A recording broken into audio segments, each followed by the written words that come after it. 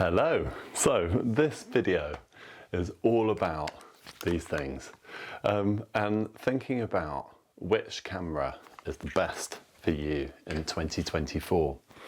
Now, I had a few reasons for doing this and I'm going to go over them. And the first reason is because cameras don't need to be really expensive. What the camera companies wouldn't want you to know is that you can buy used and buy second hand and you get a very, very similar effect and a very, very similar quality for half the price. So today I'm going to go from expensive to really cheap. I'm going to share with you what I think are my two massive camera bargains, camera and lens for under 300 quid and semi-pro quality. And I'm going to go through a few different aspects of buying a camera in 2024. And I'm going to be speaking specifically about used gear because I think it's by far the best value. I've always bought used and you get some absolutely cracking deals. So first thing is the costs that I'm quoting at the moment are going to be at the time of making this video. They might change, so we'll see how we go. The budget, I'm going to go from 1,500 quid at the top all the way down to about 200-300 quid at the bottom. It's really important to think about what you need the camera for, because there are going to be some things, some specific forms of photography that you really need certain things. So for instance, wildlife photography, you're probably looking at a camera that has a really kind of good ISO range, high shutter speeds, and something that can hold at least a 100 to 400 mm lens. So for things like specifics of that, it might kind of change, it might kind of vary depending on what you need. The other thing is sensors. So this could be a whole video. There are loads of videos out there on sensors. And there are loads of different types of sensors, but essentially the main three, you've got full frame, you've got APS C, and you've got micro four thirds. And in a nutshell, it's crop factors. So with full frame, there's no crop. APS C, depending on the make, is between 1.5 to 1.6 crop, and then micro four thirds is a 2 times crop. And that is really all I'm going to say at the moment, because I think that it could be a video on itself. You know, should you go APS C, should you go micro four thirds? That really depends on what your photography is and what you're going to use it for. So it's quite tricky to say. So right, so the categories. I'm gonna go through a few categories, and this is quite true to my heart because all this gear that I'm just about to talk to you about, I've used it before, so I know that it's good, and it's my opinion. So I'm not going to talk about every camera there is. I'm going to talk about cameras that I've used that I think are absolutely brilliant cameras, really trustworthy, really reliable, and great value for the money. And that's what we're talking about. So in terms of use purpose, the big thing is whether you need it for video and for stills, whether you're going to be a hybrid shooter or not. And that makes a massive difference. So I mean, there are so many use cases, we could talk about them for ages, but that is the hugest difference in terms of the camera that you should be getting.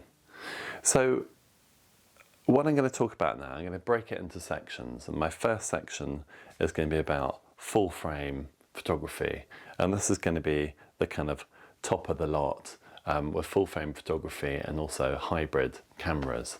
The Nikon Z7. Now this thing has got the same sensor as the D850, which we'll talk about in a minute. It's got a very similar sensor to the Z9 and the Z8. Not the same, but very, very similar. And I think it is an absolute bargain. Now for the camera body only, you're talking about £1,000. But it's got a 46 megapixel sensor. It shoots 4K. It's my favorite camera. It's the camera that I use every day, and it's the one I go to all the time. So Next on the list, the Canon R6. So that comes in roughly about £1,000, 20 megapixel sensor, fantastic for video and fantastic for stills. And again, a great camera. Then thinking more to do with more focus towards kind of hybrid shooters. So the Lumix S5 II is a brilliant camera. It has got way more film settings than most of the other cameras, which is fantastic. It can shoot in D-Log and all kinds of things. So, I mean, you're looking at about 1,200 quid because it's still quite new. But it's a fantastic camera. Then you've got Fuji X-T4, which would be roughly about 900 quid. Now that's an APS C camera. But it is rugged, reliable, film quality is fantastic. So those are all for camera bodies only, and that's for hybrid shooting, either full frame or APS C. So relatively kind of modern cameras that if you need something that involves video and stills, then you're probably needing to go for something of that level and spend that kind of money. However, if we're talking about stills only, then it's a different world, I think. And this is the thing. I mean, you might buy two cameras, one for video, one for stills. Then that's completely different. But if you just want a stills camera, these are the ones I could really, really wholeheartedly recommend. So one of the classics and tried and tested and amazing, but not cheap, is the Nikon D850. So they still sell for about 1,200 quid just for the body, which is amazing. It's amazing how much they've held their value, really. So they're so rugged. They're fantastic quality, they'll last a lifetime, and I cannot recommend them enough. Another camera though, that is dear to my heart, an absolute bargain, far, far cheaper, is the Nikon D750. Now, I've had a Nikon D750 for 3 or 4 years at least, maybe 5 years, and again, it's one of my favourite cameras ever. It's got a 25 megapixel full frame sensor. The video's all right on it. It's not bad, but the ranges of lenses you can use on the D850 and the D750 are massive because they've got drives inside them.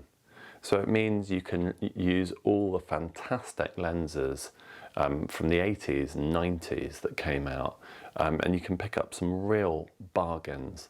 So you've got a massive range. I mean, lenses all the way back to the 1950s will fit on those cameras because the F mount is one of the oldest mounts, and that's what makes them fantastically versatile. And still, I mean, you're looking at a camera that costs 500 quid, and yet it's a 25 megapixel full frame camera with probably one of the biggest ranges of lenses you can buy on the market. I think that camera is one of my solid bargains, but still, it's not that cheap. But it is a semi-pro level camera. It's full frame. I think it's fantastic. Another couple of classics. So a 5D Mark II or Mark III. So 5D Mark III will set you back about 500 quid. It's 22.4 megapixel camera, but it's so solidly built. The lineage is amazing. I used to have a 5D Mark I, I've used a 5D Mark II, and it just kept on getting better and better and better. And I think that those cameras are so solid. Again, the lens range that you can use is just fantastic. They've got such a massive range of lenses that you can use, and they're tried and tested cameras. One last one. So these are all full frame SLRs at the moment, and I couldn't stop here without mentioning the D610, the Nikon D610. Now that is going to set you back about 300 quid, something like that. It's a 24.3 megapixel camera, and it is a brilliant camera, tried and tested, and again can take the same ranges of lenses as the D750 and others. Okay, so getting to a different point, getting to a kind of slightly cheaper point. One camera that is incredibly rugged, APS C sensor, that loads of photographers have used and really praised. One in particular, Henry Turner, he used it for many, many years, and it's the D7000. It's got weather-sealed body, it's got fantastic image quality. Again, it can take a massive range of lenses, and you can pick one up for 300 quid for the body, which is fantastic. Now, if you put onto that something like the 35mm, which we're going to talk about later, you've got an incredible camera for less than 400 quid. Another camera that I think is brilliant, I've used this camera for over 10 years, and it's not a camera that comes up a lot. A lot of people don't talk about it because, I don't know, it's considered inferior, I guess. But the Canon D700 is bloody brilliant. It's got a touchscreen. It's touchscreen. It is, what is it again? Oh, I can't remember. I think, whoa, it might be 18 megapixels. I have to check that one. But it is so versatile. And it's got an articulating screen as well, so you can do video on it as well. I think it's only 1080p, and it's not fantastic for video, but I think for stills, it's a brilliant camera, really, really well built, and an absolute bargain at 150 quid just for the camera body. Okay, so here comes to my two massive bargains. So these are cameras with the lens as well for less than 300 quid, where you get, I would say, semi-pro quality. You might shoot me down here, but that's what I think. So the first one, which is amazing, the Canon 7D. Now the Canon 7D only sells for about 180, 190 quid now.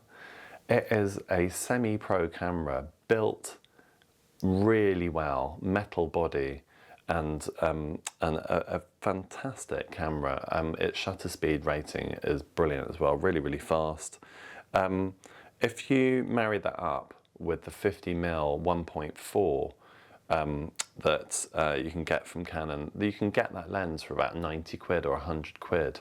That is an amazing combination. You get incredible shots. Really good light gathering capabilities for low light, beautiful bokeh in the background, and I think that camera and lens combination for 280, 300 quid is almost unbeatable. Another one that I've used, which is dear to my heart, and another camera that you don't really hear about at all, but I think is a great camera. It's not as rugged as the 7D, and it's the Nikon D5300. It is really, really capable for stills. Not great for video, but really capable for stills. Now that, mixed with the 35mm Nikon f1.8, is just fantastic. Now, of all the lenses that I've owned and all the lenses that I now use, I think that lens is one of my favourite lenses of all time. The 35mm is a DX lens, it's not full frame, but if you're using it on an APS body, then it makes a brilliant combination. So you pick up a Nikon D5300 for probably about 180 quid, 170 quid, something like that, and you pick up the 35mm lens for about 90, maybe 80 quid. So for under 300 quid, I think those two are some of the biggest bargains you can buy. So that is that. And the reason I wanted to go through these cameras and talk about them is I think that they've got so much character to them, and there's so much value to them. Lots of people assume that you have to spend absolutely tons on a camera to get it to work for you, to get it to do what you want it to do, and that's just not true at all. I think these combinations of cameras and lenses can be absolutely outstanding for the value. When you're looking at buying new full frame cameras like the new Sonys or the new Panasonics or the new Canons, you're talking, with a lens of any description, you're talking £4,000 to £5,000, and that is a hell of a lot of money. Now, if you're just starting out in photography, or you want to use a range of cameras for a range of different things, buying more than one is a humongous investment. So I've found that really digging into reviews, really finding out more from a range of people online and from friends that have used cameras is the way to go. And I hope that really helps people that are thinking, you haven't got a great deal of money, but you want the best quality. And essentially, you want something that's going to be better and more reliable than a phone camera. So there we go. So I hope that's been really useful. So please like and subscribe, and I'll see you on the next one. Bye for now.